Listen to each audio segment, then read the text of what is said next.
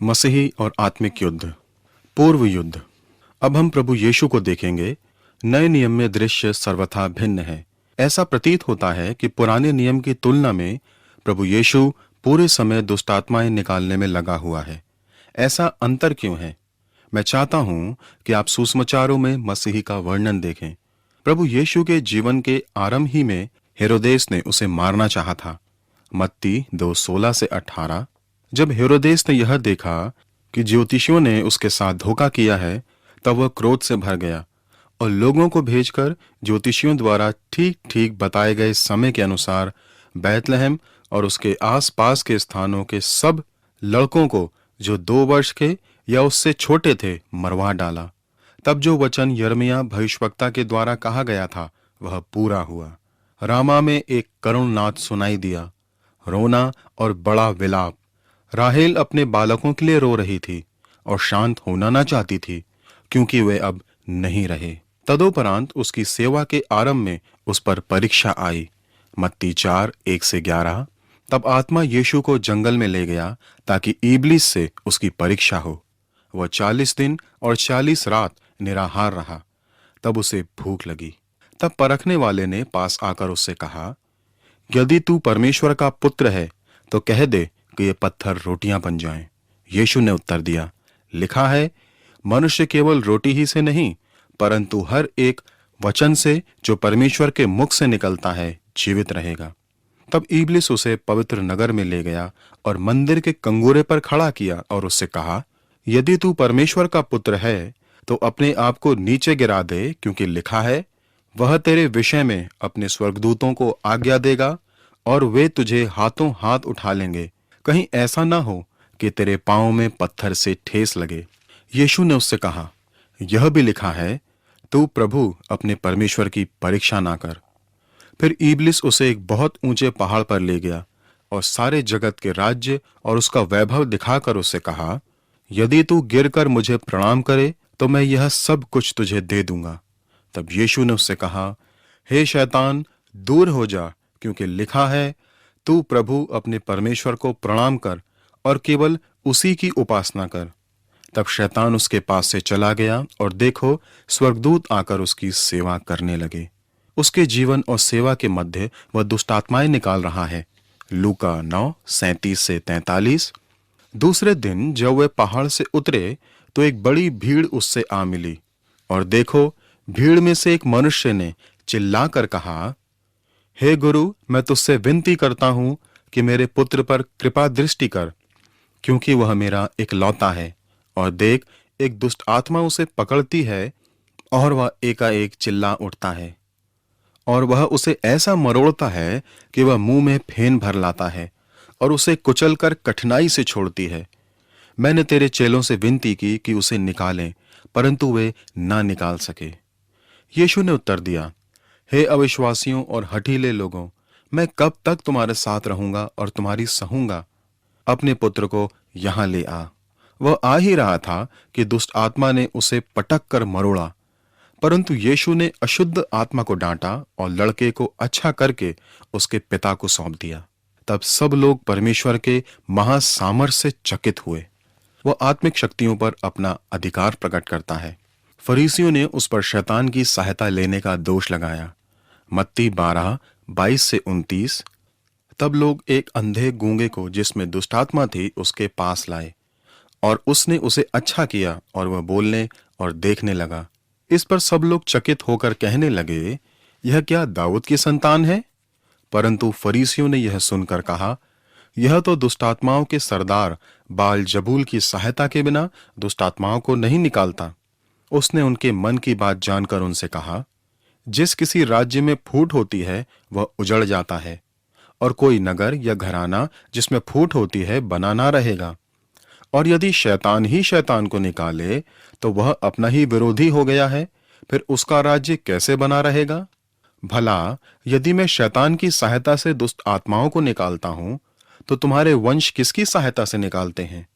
इसलिए वे ही तुम्हारा न्याय करेंगे।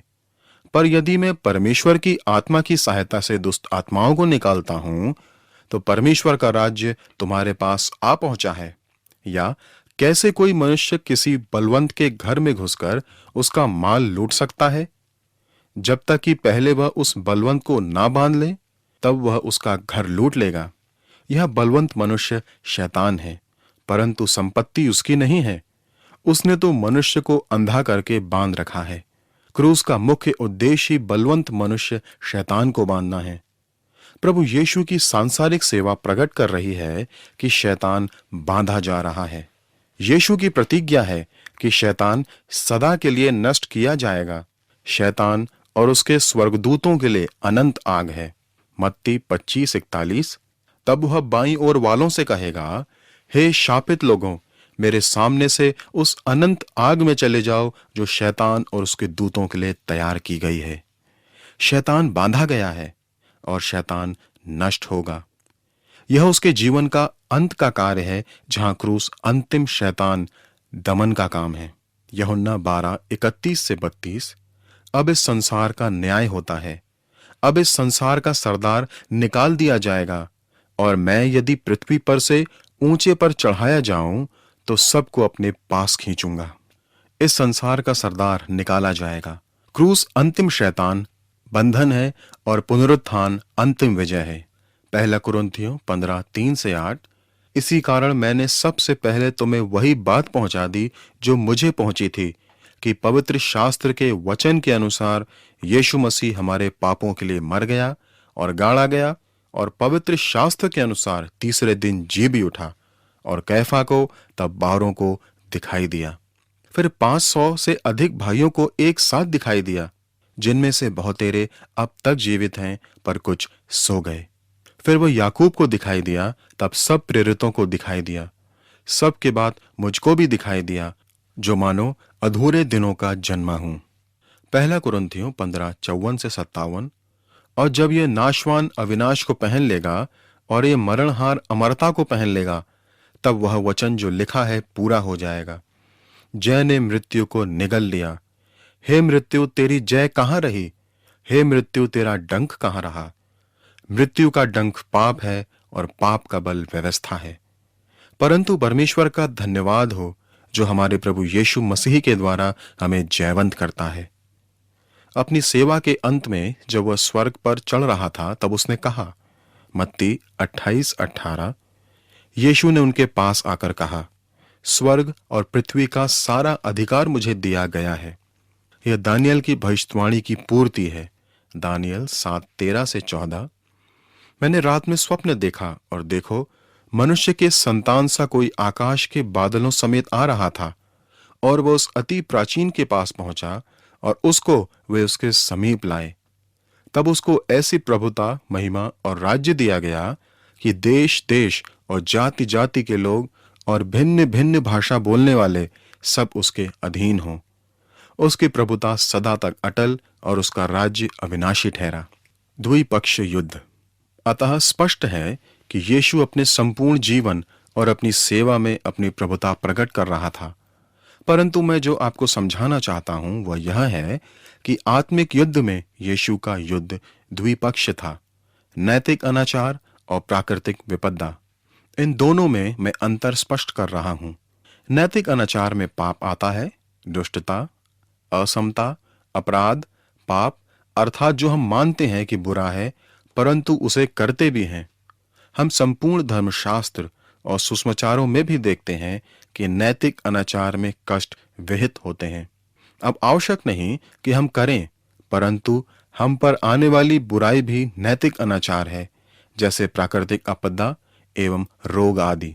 अतः प्राकृतिक अनाचार पाप नहीं है, इसमें निसंदेह कष्ट सहना पड़ता है, परंतु इनमें संबंध तो है ही। नैतिक अनाचार अंततः प्राकृतिक आपदा का कारण है। इसका मूल आरंभ ही से है।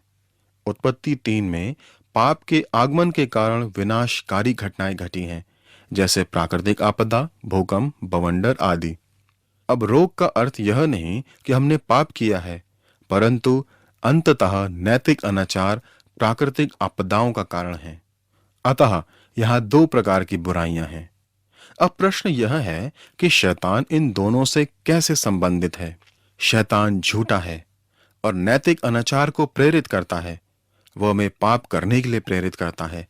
वह हत्यारा भी है जो प्राकृतिक विनाश लाता है। वह कष्ट देता है। मैं चाहता हूं कि हम कुछ समय विचार करके देखें कि प्रभु यीशु ने नैतिक एवं प्राकृतिक बुराइयों का सामना किया। यीशु ने नैतिक और प्राकृतिक बुराइयों का सामना अलग-अलग विधि से किया। उसने नैतिक बुराई का सामना कैसे किया? यीशु ने नैतिक बुराई के विरुद्ध सत्य की घोषणा की। जब शैतान ने जंगल में उसकी परीक्षा ली तो उसने धर्मशास्त्र का संदर्भ दिया। उसने पाप की परीक्षा को सत्य की ढाल से रोका। उसका पहला उपदेश था, मन फिराओ क्योंकि स्वर्ग का राज्य निकट है। मत्ती 4:12-17। जब उसने यह सुना कि यूहन्ना बंदी बना लिया गया है तो वह गलील को चला गया और वह नासरत को छोड़कर कफरनहूम में, जो झील के किनारे जबूलून और नप्ताली के देश में है, जाकर रहने लगा, ताकि जो यशाया भविष्यवक्ता के द्वारा कहा गया था वह पूरा हो। जबूलून और नप्ताली के देश, झील के मार्ग से यरदन के पार अन्य जातियों का गलील। जो लोग अंधकार में बैठे थे उन्होंने बड़ी ज्योति देखी, और जो मृत्यु के देश और छाया में बैठे थे उन पर ज्योति चमकी। उस समय से यीशु ने प्रचार करना और यह कहना आरंभ किया, मन फिराओ क्योंकि स्वर्ग का राज्य निकट आया है। उसने मनुष्यों के पाप को प्रकट किया, विशेष करके धर्म गुरुओं के और मन फिराव के पुकार की। क्या प्रभु यीशु ने धर्म गुरुओं में से दुष्ट आत्मा निकाला था? क्या उसने कहा, घमंड का दुष्ट आत्मा बाहर हो, पाखंड का दुष्ट आत्मा बाहर हो, पैसों का दुष्ट आत्मा बाहर हो, आत्मनिर्भरता का दुष्ट आत्मा बाहर हो? नहीं, उसने केवल उनके पाप का सामना सत्य से करवाकर मन फिराव की पुकार की। उसने प्राकृतिक आपदा का सामना करके अपना सामर्थ्य भी प्रकट किया। उसने कष्टों और रोगों के विरुद्ध भी सत्य को रखा, परंतु परमेश्वर के सामर्थ्य को भी काम में लिया। मरकुस 3:10-12 में प्रभु यीशु प्राकृतिक बुराई को दूर कर रहा है, ना कि नैतिक बुराई को। क्योंकि उसने बहुतों को चंगा किया था, इसलिए जितने लोग रोग से ग्रसित थे उसे छूने के लिए उस पर गिरे पड़ते थे। अशुद्ध आत्माएं भी जब उसे देखती थीं तो उसके आगे गिर पड़ती थीं और चिल्लाकर कहती थीं कि तू परमेश्वर का पुत्र है, और उसने उन्हें बहुत चिताया कि मुझे प्रकट ना करना। मत्ती 4:23-25। यीशु सारे गलील में फिरता हुआ उनके आराधनालयों में उपदेश करता और राज्य का सुसमाचार प्रचार करता और लोगों की हर प्रकार की बीमारी और दुर्बलता को दूर करता रहा। और सारे सीरिया देश में उसका यश फैल गया, और लोग सब बीमारों को, जो नाना प्रकार की बीमारियों और दुखों में जकड़े हुए थे और जिनमें दुष्टात्माएं थीं, और मिर्गी वालों और लकवे के रोगियों को उसके पास लाए और उसने उन्हें चंगा किया। गलील और दिकापुलिस, यरूशलेम, यहूदिया और यरदन नदी के पार से भीड़ की भीड़ उसके पीछे हो ली। यहां स्पष्ट है कि वह दुष्टात्माओं से पीड़ित जनों को रोगी बांधता है। लूका 6:17-19। तब वह उनके साथ उतरकर चौरस जगह में खड़ा हुआ, और उसके चेलों की बड़ी भीड़ और सारे यहूदिया और यरूशलेम और सूर और सैदा के समुद्र के किनारे से बहुतेरे लोग, जो उसकी सुनने और अपनी बीमारियों से चंगा होने के लिए उसके पास आए थे, वहां थे। और अशुद्ध आत्माओं के सताए हुए लोग भी अच्छे किए जाते थे। सब उसे छूना चाहते थे, क्योंकि उसमें से सामर्थ निकलकर सबको चंगा करती थी। लूका अध्याय 7 में रोग और दुष्टात्मा का संबंध स्पष्ट है। लूका 7:21। उसी घड़ी उसने बहुतों को बीमारियों और पीड़ाओं और दुष्ट आत्माओं से छुड़ाया, और बहुत से अंधों को आंखें दी। लूका 13:10-17। सब्त के दिन वह एक आराधनालय में उपदेश कर रहा था। वह एक स्त्री थी जिसे 18 वर्ष से एक दुर्बल करने वाली दुष्ट आत्मा लगी थी, और वह कुबड़ी हो गई थी और किसी रीति से सीधी नहीं हो सकती थी। यीशु ने उसे देखकर बुलाया और कहा, हे नारी, तू अपनी दुर्बलता से छूट गई। तब उसने उस पर हाथ रखे और वह तुरंत सीधी हो गई और परमेश्वर की बड़ाई करने लगी। इसलिए कि यीशु ने सब्त के दिन उसे अच्छा किया था, आराधनालय का सरदार रिसियाकर लोगों से कहने लगा, 6 दिन हैं जिनमें काम करना चाहिए। अतः उन्हीं दिनों में आकर चंगे हो, परंतु शब्द के दिन में नहीं। यह सुनकर प्रभु ने उत्तर दिया, हे कपटियों, क्या शब्द के दिन तुम में से हर एक अपने बैल या गधे को थान से खोलकर पानी पिलाने नहीं ले जाता? तो क्या उचित ना था कि यह स्त्री जो अब्राहम की बेटी है, जिसे शैतान ने 18 वर्ष से बांध रखा था, सब्त के दिन इस बंधन से छुड़ाई ना जाती?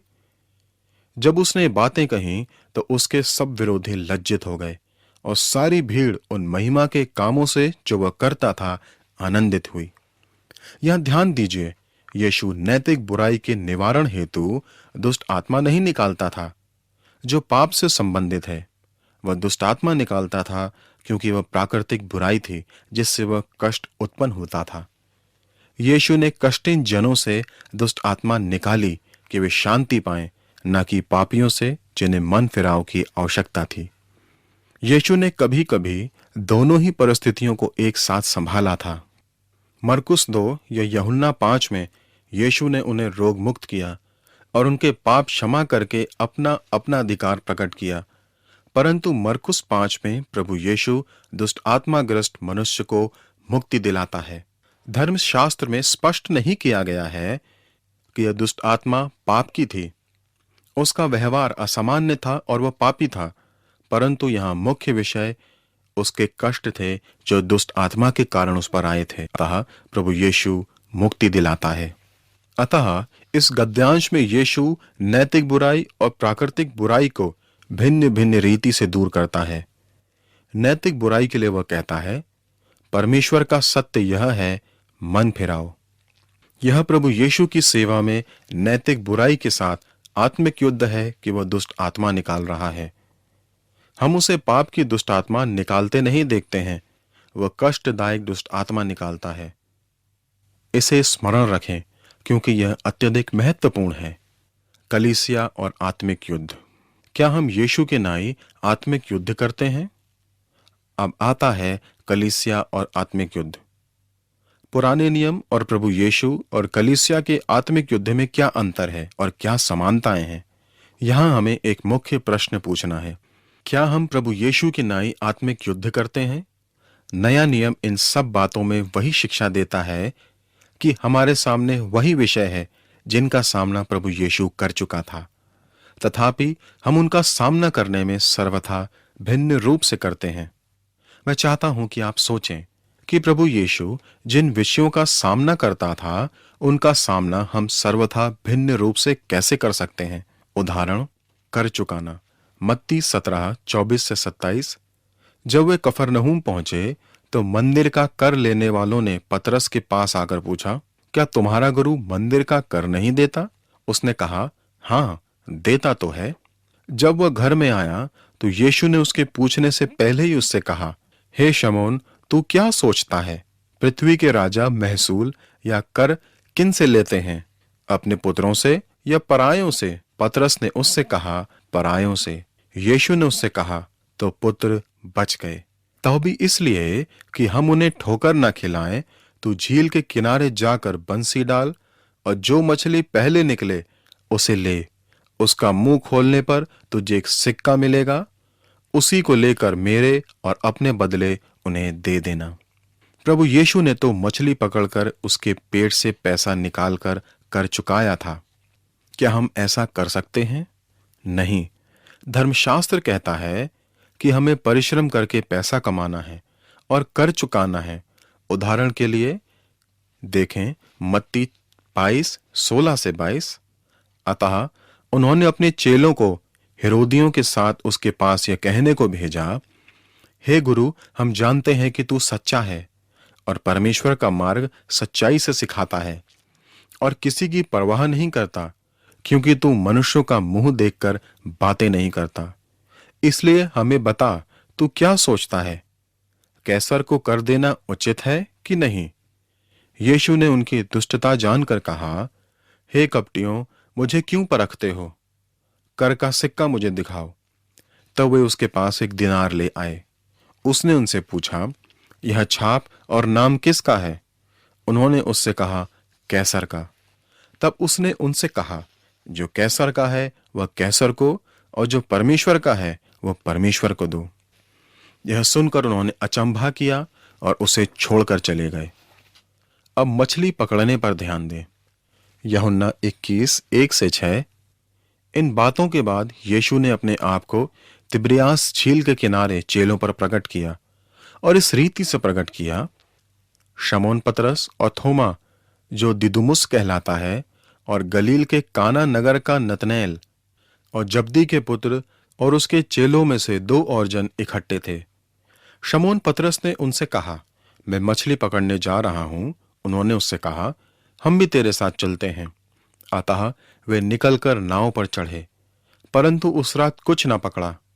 भोर होते ही यीशु किनारे पर खड़ा हुआ, तो भी चेलों ने ना पहचाना कि यह यीशु है।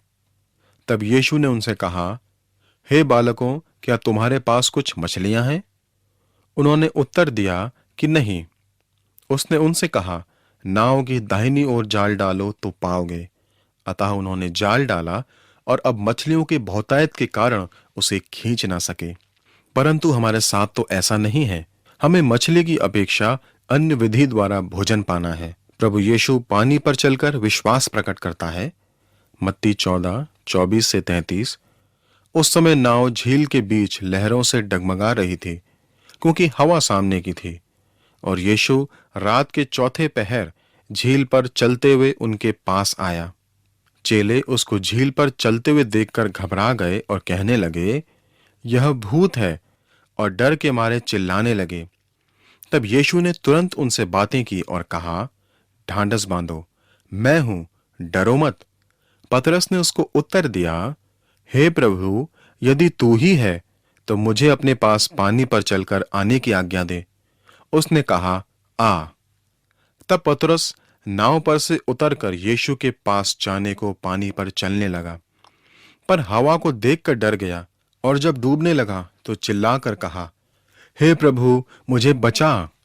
यीशु ने तुरंत हाथ बढ़ाकर उसे थाम लिया और उससे कहा, हे अल्पविश्वासी, तूने क्यों संदेह किया? जब वे नाव पर चढ़ गए तो हवा थम गई। इस पर उन्होंने जो नाव पर थे उसे दंडवत करके कहा, सचमुच तू परमेश्वर का पुत्र है। क्या हम भी पानी पर चलकर अपना विश्वास प्रकट करें? नहीं, हमें कष्टों के मध्य विश्वास से चलना है। परमेश्वर में विश्वास रख के प्रभु यीशु पर ध्यान केंद्रित करना है। यीशु ने 5,000 को खाना खिलाया था। यूहन्ना 6:10-13। यीशु ने कहा, लोगों को बैठा दो। उस जगह बहुत घास थी। तब लोग, जिनमें पुरुषों की संख्या लगभग 5,000 के थे, बैठ गए। तब यीशु ने रोटियां ली और धन्यवाद करके बैठने वालों को बांट दी, और वैसे ही मछलियों में से जितनी वे चाहते थे बांट दिया। जब वे खाकर तृप्त हो गए तो उसने अपने चेलों से कहा, बचे हुए टुकड़े बटोर लो कि कुछ फेंका ना जाए। अतः उन्होंने बटोरा, और जौ की 5 रोटियों के टुकड़े जो खाने वालों से बच रहे थे 12 टोकरियां भरी। प्रभु यीशु ने इस चमत्कार द्वारा स्वयं को परमेश्वर दर्शाया। हम तो प्रभु यीशु के समान किसी को चमत्कारी रूप से भोजन नहीं करा सकते, परंतु इसका अर्थ यह नहीं कि हम भूखों को भोजन ना कराएं। हम भूखों को भोजन करवाने के लिए परिश्रम करके परमेश्वर से प्रार्थना करते हैं। हम चमत्कार की प्रार्थना क्यों नहीं कर सकते? परमेश्वर इफिसियों 4 और दूसरे कुरिन्थियों 8 और 9 में कहता है कि हम आवश्यकताग्रस्त मनुष्यों के लिए अपने संसाधनों का त्याग करें। अतः भूखों को खाने खिलाने के लिए परिश्रम करें और प्रार्थना करें। अपने वचनों पर ध्यान दें। यीशु की बातें सुनकर मनुष्यों की प्रतिक्रिया पर ध्यान दें। मत्ती 5:21-22। तुम सुन चुके हो कि पूर्व काल के लोगों से कहा गया था कि हत्या न करना, और जो कोई हत्या करेगा वह कचहरी में दंड के योग्य होगा। क्योंकि मैं तुमसे यह कहता हूं कि जो कोई अपने भाई पर क्रोध करेगा वह कचहरी में दंड के योग्य होगा, और जो कोई अपने भाई को निकम्मा कहेगा वह महासभा में दंड के योग्य होगा, और जो कोई कहे, अरे मूर्ख, वह नरक की आग के दंड के योग्य होगा। हमें स्मरण रखना है कि प्रभु यीशु में अधिकार था। उसके वचन परमेश्वर के वचन थे, परंतु हमारे साथ ऐसा नहीं है। हमारे वचन बाइबल के वचन हैं, बाइबल हमारा अधिकार है। पापों की क्षमा पर विचारें। मरकुस 2:8-12। यीशु ने तुरंत अपनी आत्मा में जान लिया कि वे अपने अपने मन में ऐसा विचार कर रहे हैं और उनसे कहा, तुम अपने अपने मन में यह विचार क्यों कर रहे हो? सहज क्या है? क्या लकवे के रोगी से यह कहना कि तेरे पाप क्षमा हुए, या यह कहना कि उठ अपनी खाट उठाकर चल फिर? परंतु जिससे तुम जान लो कि मनुष्य के पुत्र को पृथ्वी पर पाप क्षमा करने का भी अधिकार है, उसने उस लकवे के रोगी से कहा, मैं तुझसे कहता हूं, उठ अपनी खाट उठाकर अपने घर चला जा। वह उठा और तुरंत खाट उठाकर और सबके सामने से निकलकर चला गया। इस पर सब चकित हुए और परमेश्वर की बड़ाई करके कहने लगे, हमने ऐसा कभी नहीं देखा। यीशु के पास पाप क्षमा का अधिकार था, हमारे पास यह अधिकार नहीं है। हम तो पापों की क्षमा के लिए प्रभु यीशु का प्रचार करते हैं। हमारे सामने भी मनुष्यों के पापों की क्षमा का विषय है, परंतु हमारी विधि सर्वथा भिन्न है। मृतकों को जिलाना। यूहन्ना 11:41-44। तब उन्होंने उस पत्थर को हटाया। यीशु ने आंखें उठाकर कहा, हे पिता, मैं तेरा धन्यवाद करता हूं कि तूने मेरी सुन ली है। मैं जानता था कि तू सदा मेरी सुनता है, परंतु जो भीड़ आस पास खड़ी है उनके कारण मैंने यह कहा, जिससे कि वे विश्वास करें कि तूने मुझे भेजा है। यह कहकर उसने बड़े शब्द से पुकारा, हे लाजर, निकल आ। जो मर गया था वह कफन से हाथ पांव बंधे हुए निकल आया और उसका मुंह अंगोछे से लिपटा हुआ था। यीशु ने उनसे कहा, उसे खोल दो और जाने दो। यीशु ने बस आज्ञा दी, लाजर बाहर आ। यह उसकी आज्ञा और सुसमाचार का नियंत्रण था। हम मृतक को आज्ञा देकर जीवित नहीं कर सकते, परंतु निश्चय ही सुसमाचार का निमंत्रण दे सकते हैं। हम उन्हें अनंत जीवन का मार्ग दिखाते हैं, उन्हें उठकर चलने के लिए नहीं कहते हैं। आंधी थमने पर विचारें। मरकुस 4। मौसम यीशु की आज्ञा मानता है। मरकुस 4:35-41। उसी दिन जब सांझ हुई तो उसने चेलों से कहा, आओ हम पार चलें। और वे भीड़ को छोड़कर जैसा वह था वैसा ही उसे नाव पर साथ ले चले, और उसके साथ और भी नावें थीं। तब बड़ी आंधी आई और लहरें नाव पर यहां तक लगीं कि वह पानी से भरी जाती थी, पर वह आप पिछले भाग में गद्दी पर सो रहा था। तब उन्होंने उसे जगाकर उससे कहा, हे गुरु, क्या तुझे चिंता नहीं कि हम नष्ट हुए जाते हैं? तब उसने उठकर आंधी को डांटा और पानी से कहा, शांत रहे, थम जा। और आंधी थम गई और बड़ा चैन हो गया। और उनसे कहा, तुम क्यों डरते हो? क्या तुम्हें अब तक विश्वास नहीं? और वे बहुत ही डर गए और आपस में बोले, यह कौन है कि आंधी और पानी भी उसकी आज्ञा मानते हैं? हम तो यीशु की नाई आज्ञा नहीं दे सकते, परंतु हाँ, परमेश्वर से प्रार्थना कर सकते हैं और परमेश्वर उत्तर देता है। रोग मुक्ति पर विचारें। प्रभु यीशु के पास रोग मुक्ति का अधिकार था। वे तत्काल ही रोग मुक्त हो जाते थे। मत्ती 4:23-25। यीशु सारे गलील में फिरता हुआ उनके आराधनालयों में उपदेश करता और राज्य का सुसमाचार प्रचार करता और लोगों की हर प्रकार की बीमारी और दुर्बलता को दूर करता रहा। और सारे सीरिया देश में उसका यश फैल गया और लोग सब बीमारों को, जो नाना प्रकार की बीमारियों और दुखों में जकड़े हुए थे और जिनमें दुष्ट आत्माएं थीं, और मिर्गी वालों और लकवे के रोगियों को उसके पास लाए और उसने उन्हें चंगा किया। गलील और दिकापुलिस, यरूशलेम, यहूदिया और यरदन नदी के पार से भीड़ की भीड़ उसके पीछे हो ली। हम किसी की रोग मुक्ति के लिए परमेश्वर से प्रार्थना करते हैं। याकूब 5 में लिखा है कि प्राचीनों को बुलाकर प्रार्थना करवाएं। ये विभिन्न उदाहरण हैं। अब आत्मिक युद्ध के बारे में विचारें। मरकुस 5:6-13। वह यीशु को दूर ही से देखकर दौड़ा, उसे प्रणाम किया और ऊंचे शब्द से चिल्लाकर कहा, हे यीशु, परम प्रधान परमेश्वर के पुत्र, मुझे तुझसे क्या काम? मैं तुझे परमेश्वर की शपथ देता हूं कि मुझे पीड़ा ना दे। क्योंकि उसने उससे कहा था, हे अशुद्ध आत्मा, इस मनुष्य में से निकल आ।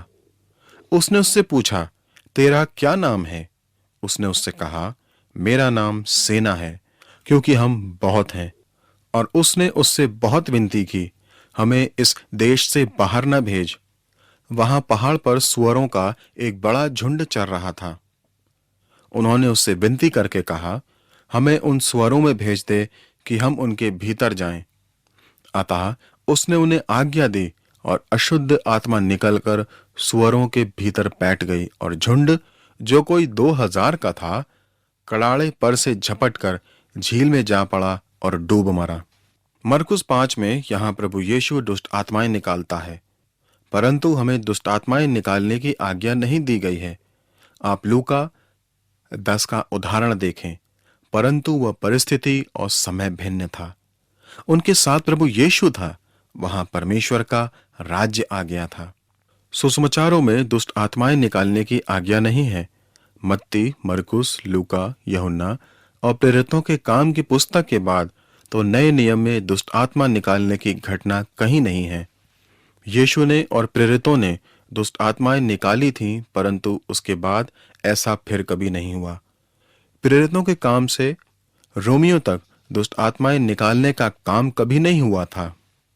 मैं जो कहना चाहता हूं वह यह है कि कलीसिया में आत्मिक युद्ध दुष्ट आत्माएं निकालना नहीं है, परंतु विश्वास की अच्छी कुश्ती लड़ना और मन फिराना तथा अन्यों को मन फिराव के लिए पुकारना है। यह आत्मिक युद्ध है। यही विचार पुराने नियम में है और यही सुसमाचारों में प्रभु यीशु द्वारा नैतिक बुराई से संघर्ष करना है, और कलीसिया तथा आत्मिक युद्ध में भी यही विचार है। हमें मनुष्यों में से दुष्ट आत्माएं निकालने की आज्ञा नहीं दी गई है। प्रकाशित वाक्य अध्याय 2 और 3 में 7 कलीसियाओं का उल्लेख है जो आत्मिक युद्ध में थीं। इफिसुस, स्मुरना, पिरगमुन और लौदीकिया की कलीसियाएं अन्य जाति मूर्ति पूजा के मध्य थीं। वहां हर प्रकार की दुष्ट आत्माएं थीं। यह बड़ी ही रोचक बात है कि जब प्रभु यीशु उनसे बात करता है तो उसमें आज के समान आत्मिक युद्ध फंसे विश्वासियों की सी चर्चा कहीं नहीं है। हम कदम कदम पर यीशु के नाम में शैतान को झड़कते हैं। दुष्ट आत्माएं निकालने की आज अनेक विधियां हैं।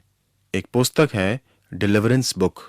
मुक्ति में हम आत्माओं और हमारे मन को विकृत करने वाली तथा मन को धोखा देने वाली लालसाओं से मुक्ति पाते हैं। आत्मा क्या है? क्रोध एक आत्मा है। उत्तेजना और आत्म सहानुभूति आत्माएं हैं। बैर, ईर्ष्या, रोग, चिंता, छल, अहंकार, भय, विद्रोह, घमंड, अभिमान, समलैंगिकता, शिकायत करना, झूठ आदि सब आत्माओं के नाम हैं। यदि आपने अपने जीवन में कभी ऐसी लालसा या आत्मा की अनुभूति प्राप्त की है तो वह आप में है, जब तक कि आप उससे मुक्त ना हो। इन पुस्तक के लेखकों के अनुसार आपको मुक्ति पाने के लिए कुछ आत्माओं को बांधना होगा या निकालना होगा। वे कहते हैं कि हमें यह प्रार्थना करना चाहिए, मैं तुझ दुष्ट आत्मा को प्रभु यीशु के नाम में और लहू में डांटता हूं और आज्ञा देता हूं कि तू मुझे इसी समय पूरी तरह से छोड़ दे। प्रभु यीशु धन्यवाद। कुछ लोगों का कहना है कि आपको आत्मा से सीधी बात करके खांसना है और फूंक कर उसे निकाल देना है। यह क्या है? खांसना आत्मा को मुक्त करने के लिए आवश्यक है। आप आत्मा के निकलने तक खांसें। यदि आत्मा उग्रता प्रकट करे तो उसे आज्ञा दें। आत्मा को इस प्रार्थना के शब्द ना तो बोलने दें और ना ही बदलने दें। यदि शब्दों में बदलाव आया तो आत्मा आज्ञा नहीं मानेगी, वह जानती है। यह प्रचलन में है, परंतु इसमें परिवर्तन भी लाए जाते हैं, कुछ अधिक विस्तृत हैं। हम आत्मिक युद्ध कैसे करते हैं? प्रभु यीशु भूत सिद्धि से फिरी हुई कलीसियाओं से क्या कहता है? इफिसुस की कलीसिया जो मूर्ति पूजा और अनैतिकता से घिरी हुई थी, वह डायना का मंदिर था और असंख्य किन्नर तथा वैश्याएं थीं। वे शराब पीकर संगीत के साथ उन्मादी होते थे और वहां व्यभिचार होता था। प्रभु यीशु उनसे यह नहीं कहता है कि वे व्यभिचार और मूर्ति पूजा की आत्माओं को निकालें। मंदिर के चारों ओर प्रार्थना जुलूस निकालें और दुष्ट आत्माओं को बांधें। नहीं, वह कहता है, प्रकाशित वाक्य 2:5, इसलिए स्मरण कर कि तू कहां से गिरा है, और मन फिरा और पहले के समान काम कर। यदि तू मन ना फिराएगा तो मैं तेरे पास आकर तेरी दीवट को उसके स्थान से हटा दूंगा। आत्मिक युद्ध मन में लड़ा जाता है। स्मुरना की कलीसिया सताव में पड़ी कलीसिया। शैतान उस पर सताव ला रहा था। यीशु ने उनसे यह नहीं कहा कि शैतान और उसकी शक्तियों को बांधो। परमेश्वर अपने उद्देश्य के निमित्त उन पर सताव आने दे रहा था। वह सताव पर भी प्रभुता संपन्न था। प्रभु उनसे कहता है, परमेश्वर में विश्वास रखो और धीरज का यत्न करो। मरने तक विश्वासी रहो तो मैं तुम्हें जीवन दूंगा। यह आत्मिक युद्ध है। पिरगामुन की कलीसिया शैतान के सिंहासन के मध्य। वहां जियस का मंदिर है। जियस रोग हरण का देवता था। रोगी वहां लेट जाते थे और उन पर सांप रेंगते थे कि उनका रोग दूर हो। परमेश्वर उनसे नहीं कहता कि वे शैतान को बांधें। वह कहता है, विचारों और कर्मों में पवित्र ठहरो। आप इस प्रकार बैरी से युद्ध करते हैं। थुआतीरा की कलीसिया झूठी शिक्षा से ग्रस्त। उनकी शिक्षिका इजबेल थी, जो उन्हें अनैतिकता और मूर्ति पूजा की शिक्षा देती थी। यीशु ने उनसे नहीं कहा कि इजबेल को बांधो और उसमें से दुष्ट आत्मा निकालो। उसने कहा, पवित्र सत्य सुनो और पवित्र जीवन जियो। यह आत्मिक युद्ध है। प्रकाशित वाक्य 3 में सरदीस की कलीसिया है। जो मृतक कलीसिया थी, उनकी आत्मिकता समाप्त हो गई थी। यीशु कहता है, पाप से मन फिराओ और मसीह के पास आओ। इस प्रकार आप अंधकार से ज्योति में आते हैं। फिलाडेल्फिया विरोध का सामना करती थी। वहां के अविश्वासी यहूदी सुसमाचार का विरोध करते थे। विश्वासियों में विश्वास से हटने की परीक्षा थी। यीशु कहता है, मेरे वचन पर दृढ़ रहो और मेरे नाम की घोषणा करो। यह आत्मिक युद्ध है कि सुसमाचार का प्रचार करें, ना कि आत्माओं को बांधे। उनका आत्मिक युद्ध यही था। लौदीकिया गुनगुनी कलीसिया। उनके पास संसार का सब कुछ था। यीशु ने कहा, तुम कंगाल और नंगे हो। यीशु ने उनसे कहा, मसीही के धन की खोज करो। अपना जीवन मसीही में रखो, मसीही पर आंखें लगाए रखो। ये सातों कलीसियाएं आत्मिक युद्ध में थीं। यीशु ने कभी नहीं कहा कि वे आत्माओं के चक्कर में पड़ें। यीशु ने उनसे कहा, मन फिराओ और मसीह के पास आ जाओ। पवित्र बनो, अपना पहला प्रेम रखो और संपूर्ण नगर में उसका प्रचार करो। यह नए नियम का आत्मिक युद्ध है। अतः नए नियम का आत्मिक युद्ध आत्माओं को निकालना या बांधना नहीं है। वह प्रभु यीशु का लगातार अनुसरण करना है। पाप से विमुख होकर पृथ्वी की छोर तक सुसमाचार प्रचार करना है। यही आत्मिक युद्ध है। नया नियम हमें आत्मिक युद्ध नीति में क्या सिखाता है? पहली बात, दृढ़ रहो। सुरक्षा। इफिसियों 6:10, बलवंत बनो, परमेश्वर के सारे हथियार बांध लो कि बलवंत हो जाओ। पद 13, कि तुम बुरे दिन में सामना कर सको और सब कुछ पूरा करके स्थिर रह सको। वह यहां बल देता है कि खड़े रहो, स्थिर रहो। शैतान का सामना करना और स्थिर रहना आत्मिक युद्ध है। परीक्षा और शैतानी वार में स्थिर रहना। पहला पतरस 5:8-11, सचेत हो और जागते रहो, क्योंकि तुम्हारा विरोधी शैतान गरजने वाले सिंह के समान इस खोज में रहता है कि किसको फाड़ खाए। विश्वास में दृढ़ होकर और यह जानकर उसका सामना करो कि तुम्हारे भाई जो संसार में हैं ऐसे ही दुख सह रहे हैं। अब परमेश्वर जो सारे अनुग्रह का दाता है, जिसने तुम्हें मसीह में अपनी अनंत महिमा के लिए बुलाया, तुम्हारे थोड़ी देर तक दुख उठाने के बाद आप ही तुम्हें सिद्ध और स्थिर और बलवंत करेगा। उसी का साम्राज्य युगान युग रहे। आमीन। आपको शैतान का सामना करना है, स्थिर रहना है, दृढ़ रहना है। इससे अधिक बलवंत विजय दूसरी नहीं। याकूब 4:7-10। इसलिए परमेश्वर के अधीन हो जाओ और शैतान का सामना करो, तो वह तुम्हारे पास से भाग निकलेगा। परमेश्वर के निकट आओ, तो वह भी तुम्हारे निकट आएगा। हे पापियों, अपने हाथ शुद्ध करो, और हे दुचित्ते लोगों, अपने हृदय को पवित्र करो। दुखी हो और शोक करो और रो। तुम्हारी हंसी शोक में और तुम्हारा आनंद उदासी में बदल जाए। प्रभु के सामने दीन बनो तो वह तुम्हें शिरोमणि बनाएगा। शैतान का सामना करने से वह दूर भागता है, अतः स्थिर रहो, दृढ़ रहो। दूसरी बात, आगे बढ़ो, आक्रामक। पृथ्वी की छोर तक सुसमाचार सुनाओ, इफिसियों 6:19। और मेरे लिए भी कि मुझे बोलने के समय ऐसा प्रबल वचन दिया जाए कि मैं साहस से सुसमाचार का भेद बता सकूं। बाइबल में शैतान के 3 आक्रामक क्षेत्र हैं, संसार, शरीर और शैतान। तीनों ही इफिसियों 2 में हैं। इफिसियों 2:1-3। उसने तुम्हें भी जिलाया जो अपने अपराधों और पापों के कारण मरे हुए थे, जिनमें तुम पहले इस संसार की रीति पर और आकाश के अधिकार के हाकिम अर्थात उस आत्मा के अनुसार चलते थे, जो अब भी आज्ञा न मानने वालों में कार्य करता है। इनमें हम भी सब के सब पहले अपने शरीर की लालसाओं में दिन बिताते थे और शरीर और मन की इच्छाएं पूरी करते थे, और अन्य लोगों के समान स्वभाव ही से क्रोध की संतान थे। याकूब 3:15 में भी ये तीनों हैं। यह ज्ञान वह नहीं जो ऊपर से उतरता है, वरन सांसारिक और शारीरिक और शैतानी है। यूहन्ना की पहली पत्री में भी ये तीनों हैं। पहला यूहन्ना 2:15-17। तुम ना तो संसार से और न संसार में की वस्तुओं से प्रेम रखो। यदि कोई संसार से प्रेम रखता है तो उसमें पिता का प्रेम नहीं है। क्योंकि जो कुछ संसार में है, अर्थात शरीर की अभिलाषा और आंखों की अभिलाषा और जीविका का घमंड, वह पिता की ओर से नहीं परंतु संसार ही की ओर से है। संसार और उसकी अभिलाषाएं दोनों मिटते जाते हैं, पर जो परमेश्वर की इच्छा पर चलता है वह सदा सर्वदा बना रहेगा। पहला यूहन्ना 3:7-10। हे बालकों, किसी के भरमाने में न आना। जो धर्म के काम करता है वही उसके समान धर्मी है।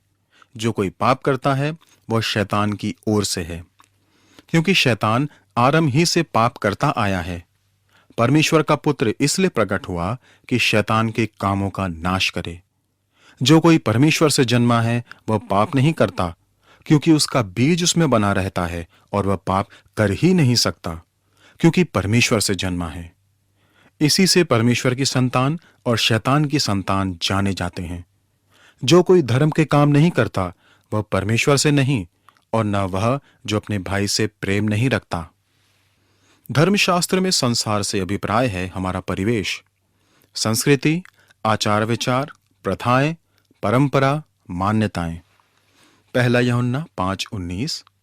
हम जानते हैं कि हम परमेश्वर से हैं और सारा संसार उस दुष्ट के वश में पड़ा है। पहला कुरिन्थियों 2:12। परंतु हमने संसार की आत्मा नहीं, परंतु वह आत्मा पाया है जो परमेश्वर की ओर से है, कि हम उन बातों को जाने जो परमेश्वर ने हमें दी हैं। दूसरा तीमुथियुस 3:1-5।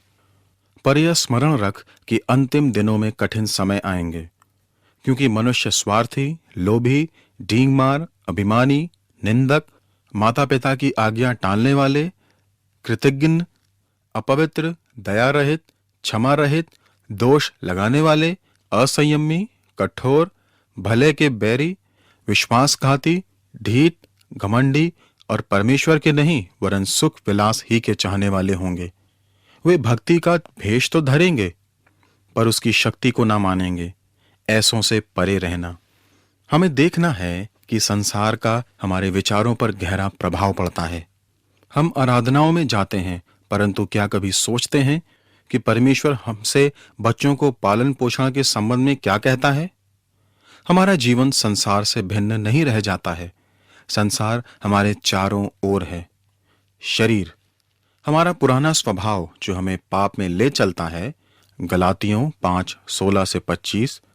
पर मैं कहता हूं, आत्मा के अनुसार चलो तो तुम शरीर की लालसा किसी रीति से पूरी ना करोगे, क्योंकि शरीर आत्मा के विरोध में और आत्मा शरीर के विरोध में लालसा करता है, और ये एक दूसरे के विरोधी हैं, इसलिए कि जो तुम करना चाहते हो वह ना करने पाओ। और यदि तुम आत्मा के अनुसार चलते हो तो व्यवस्था के अधीन ना रहे। शरीर के काम तो प्रकट हैं, अर्थात व्यभिचार, गंदे काम, लुचपन, मूर्ति पूजा, टोना, बैर, झगड़ा, ईर्ष्या, क्रोध, विरोध, फूट, विधर्म, डाह, मतवालापन, लीला क्रीड़ा और इनके जैसे और काम हैं। इनके विषय में मैं तुमको पहले से कह देता हूं, जैसा पहले कह भी चुका हूं, कि ऐसे ऐसे काम करने वाले परमेश्वर के राज्य के वारिस ना होंगे। पर आत्मा का फल प्रेम, आनंद, शांति, धीरज और कृपा, भलाई, विश्वास, नम्रता और संयम है। ऐसे ऐसे कामों के विरोध में कोई व्यवस्था नहीं। और जो मसीह यीशु के हैं, उन्होंने शरीर को उसकी लालसाओं और अभिलाषाओं समेत क्रूस पर चढ़ा दिया है। यदि हम आत्मा के द्वारा जीवित हैं, तो आत्मा के अनुसार चलें भी। हम घमंडी होकर ना एक दूसरे को छेड़ें और ना एक दूसरे से डाह करें। अतः हमारे चारों ओर संसार है और हम शरीर में हैं तथा शैतान हमारे विरुद्ध है। शैतान और दुष्ट आत्माएं हमारे जीवन में बुराई ही को उत्पन्न करना चाहते हैं। पहला पतरस 5:8।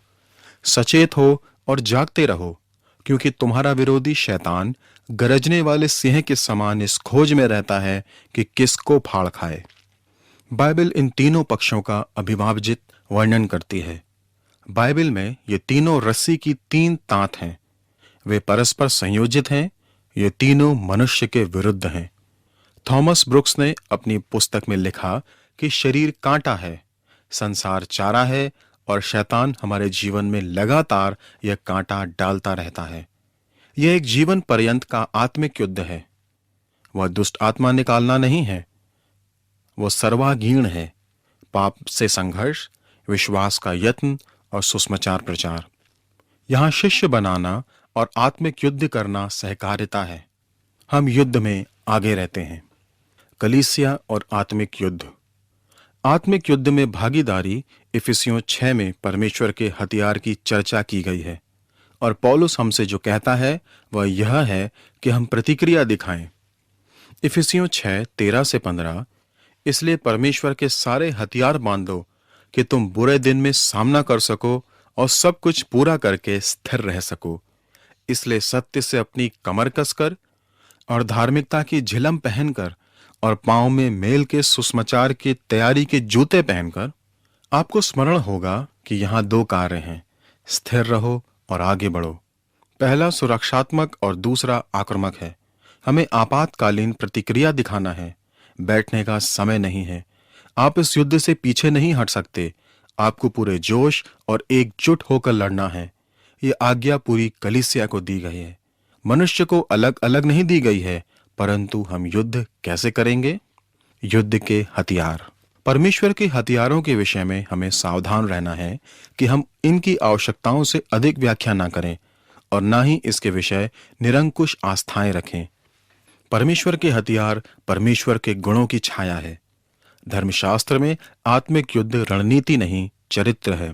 हमने आत्मिक युद्ध में देखा है कि मनुष्य रणनीतियां प्रतिवादित करते हैं, परंतु धर्मशास्त्र में कोई रणनीति क्यों नहीं दी गई है?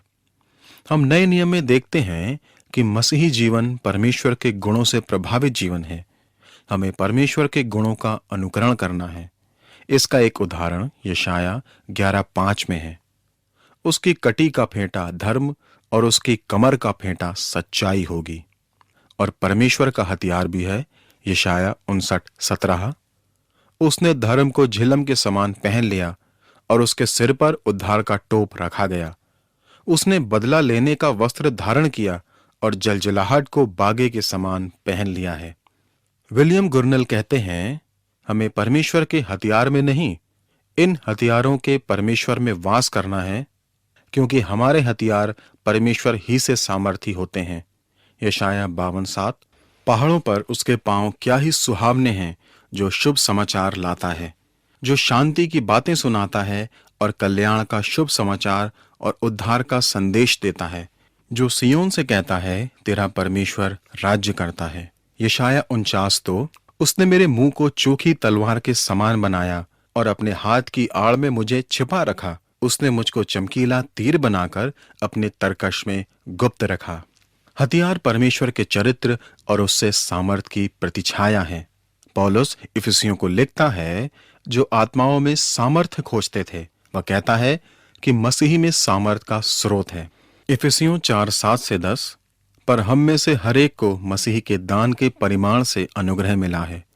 इसलिए वह कहता है, वह ऊंचे पर चढ़ा और बंदियों को बांध ले गया और मनुष्यों को दान दिए। उसके चढ़ने से और क्या पाया जाता है? केवल यह कि वह पृथ्वी की निचली जगहों में उतरा भी था, और जो उतर गया वह वही है जो सारे आकाश के ऊपर चढ़ भी गया कि सब कुछ परिपूर्ण करे। यह सामर्थ का नया साधन है। इफिसियों 2:18, क्योंकि उसी के द्वारा हम दोनों की एक आत्मा में पिता के पास पहुंच होती है। यह जादुई मंत्र नहीं है और ना ही परमेश्वर को कुछ करने पर बाध्य करना है। आप परमेश्वर से संपर्क करके इस सामर्थ्य का अनुभव करते हैं। इसमें आप अपनी स्वार्थ सिद्धि या किसी की हानि नहीं, परंतु एक दूसरे के प्रेम में आत्म त्याग करते हैं। इफिसियों 5:2, और प्रेम में चलो जैसे मसीह ने भी तुमसे प्रेम किया और हमारे लिए अपने आप को सुखदायक सुगंध के लिए परमेश्वर के आगे भेंट करके बलिदान कर दिया। सत्य का कटिबंध। मैं शीघ्रता से अलग अलग हथियारों पर ध्यान देना चाहता हूं। कटिबंध, झिलम, जूते, ढाल, टोप, तलवार और इसके साथ इनमें निहित परमेश्वर का गुण और सामर्थ। सत्य का कटिबंध। पौलुस की समझ में यह प्रभु यीशु को यथार्थ में समझना है। शैतान की युक्ति है कि हम प्रभु यीशु को समझ ना पाएं। हम सोचते हैं कि प्रभु यीशु को भली भांति समझना हमारे जीवन के लिए अर्थपूर्ण नहीं है। हम सब बातों की चर्चा करते हैं, परंतु प्रभु यीशु के विषय चर्चा नहीं करते, क्योंकि हमारे विचार में यह हमारे जीवन से संबंधित नहीं है। जबकि सच तो यह है कि प्रभु यीशु को भली भांति जानना ही हमारे सर्वांग जीवन से संबंधित है। दूसरा कुरिन्थियों 10:3-5, क्योंकि यद्यपि हम शरीर में चलते फिरते हैं तभी शरीर के अनुसार नहीं लड़ते, क्योंकि हमारी लड़ाई के हथियार शारीरिक नहीं पर गढ़ों को ढा देने के लिए परमेश्वर के द्वारा सामर्थी हैं।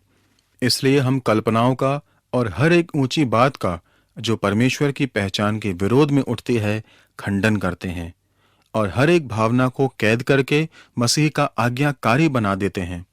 पौलुस झूठे शिक्षकों के प्रतिवाद में कह रहा है, ये शिक्षाएं परमेश्वर के ज्ञान से हटकर थीं, इस कारण वह इसे दृढ़ गढ़ कहता है। ये पाप नहीं है। ये झूठे शिक्षक यीशु को पूर्ण मनुष्य नहीं मानते थे। पहला यूहन्ना 4:1-3, हे प्रियो, हर एक आत्मा की प्रतीति ना करो, वरन आत्माओं को परखो कि वे परमेश्वर की ओर से हैं कि नहीं, क्योंकि बहुत से झूठे भविष्यवक्ता जगत में निकल खड़े हुए हैं। परमेश्वर का आत्मा तुम इस रीति से पहचान सकते हो कि जो कोई आत्मा मान लेती है कि यीशु मसीह शरीर में होकर आया वह परमेश्वर की ओर से है, और जो आत्मा यीशु को नहीं मानती वह परमेश्वर की ओर से नहीं, और वही तो मसीह के विरोधी की आत्मा है, जिसकी चर्चा तुम सुन चुके हो कि वह आने वाला है और अब भी जगत में है। कुछ झूठे शिक्षक कहते थे कि यीशु पूर्ण परमेश्वर नहीं है। कुलुसियों 2:8-10, चौकस रहो कि कोई तुम्हें उस तत्वज्ञान और व्यर्थ धोखे के द्वारा अहेर ना कर ले, जो मनुष्यों की परंपराओं और संसार की आदि शिक्षा के अनुसार है, पर मसीह के अनुसार नहीं, क्योंकि उसमें ईश्वरत्व की सारी परिपूर्णता सदैव वास करती है और तुम उसी में भरपूर हो गए हो, जो सारी प्रधानता और अधिकार का शिरोमणि है। कुछ प्रभु यीशु की महानता महिमा को कम मानते हैं। इब्रानियों 1:3-5, वह उसकी महिमा का प्रकाश और उसके तत्व की छाप है और सब वस्तुओं को अपनी सामर्थ के वचन से संभालता है। वह पापों को धोकर ऊंचे स्थानों पर महामहिमन के दाहिने जा बैठा और स्वर्गदूतों से उतना ही उत्तम ठहरा जितना उसने उनसे बड़े पद का वारिस होकर उत्तम नाम पाया। क्योंकि स्वर्गदूतों में से उसने कब किसी से कहा, तू मेरा पुत्र है, आज तू मुझसे उत्पन्न हुआ, और फिर यह, मैं उसका पिता हूंगा और वह मेरा पुत्र होगा। कुछ का कहना था कि प्रभु यीशु से ही सब कुछ नहीं होगा।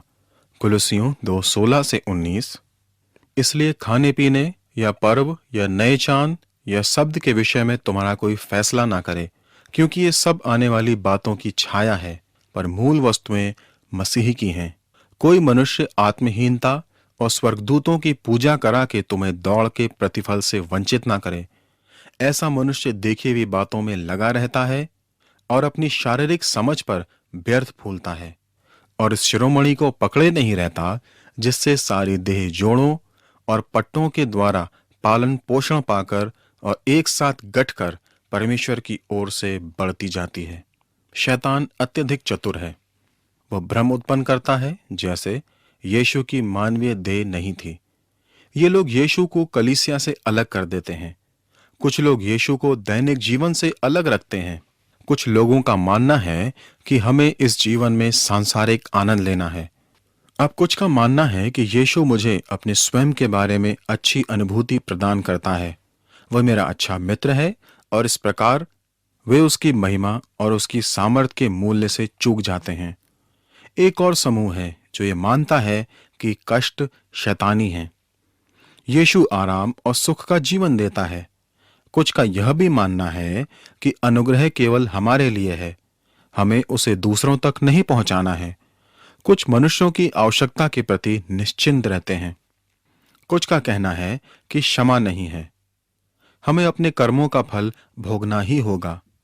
कुछ लोगों के विचार में यीशु हमसे प्रेम करता है और हम पाप करते रहें तो उसे अंतर नहीं पड़ता है। आत्मिक युद्ध में हमें इन सब झूठी शिक्षाओं का सामना करना है। फ्रांसिस शेफर कहते हैं, सुसमाचार का महान विनाश है विश्वासियों का सत्य के लिए खड़े ना होना। कलीसिया संसार की आत्मा से ग्रस्त हो गई है। सत्य के साथ तो सामना करना होता है।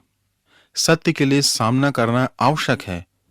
प्रेम में सामना, परंतु सामना करना। यदि हमारी प्रतिक्रिया सदैव सत्य रहित समझौता करना है तो कुछ चूक अवश्य है। झूठी शिक्षा से सावधान। मत्ती 7:15-20। झूठे भविष्यवक्ताओं से सावधान रहो, जो भेड़ों के भेष में तुम्हारे पास आते हैं, परंतु अंतर में फाड़ने वाले भेड़िए हैं। उनके फलों से तुम उन्हें पहचान लोगे। क्या लोग झाड़ियों से अंगूर या ऊंट कटारों से अंजीर तोड़ते हैं? इसी प्रकार हर एक अच्छा पेड़ अच्छा फल लाता है और निकम्मा पेड़ बुरा फल लाता है। अच्छा पेड़ बुरा फल नहीं ला सकता और न निकम्मा पेड़ अच्छा फल ला सकता है। जो पेड़ अच्छा फल नहीं लाता वह काटा और आग में डाला जाता है। इस प्रकार उनके फलों से तुम उन्हें पहचान लोगे। झूठी शिक्षा चतुराई का काम है। यिर्मयाह 5:30-31। देश में ऐसा काम होता है जिससे चकित और रोमांचित होना चाहिए। भविष्यवक्ता झूठ मूठ भविष्यवाणी करते हैं और याजक उनके सहारे से प्रभुता करते हैं। मेरी प्रजा को यह भाता भी है, परंतु अंत के समय तुम क्या करोगे? वह प्रभावशाली है। मत्ती 23:15। हे कपटी शास्त्रियों और फरीसियों, तुम पर हाय!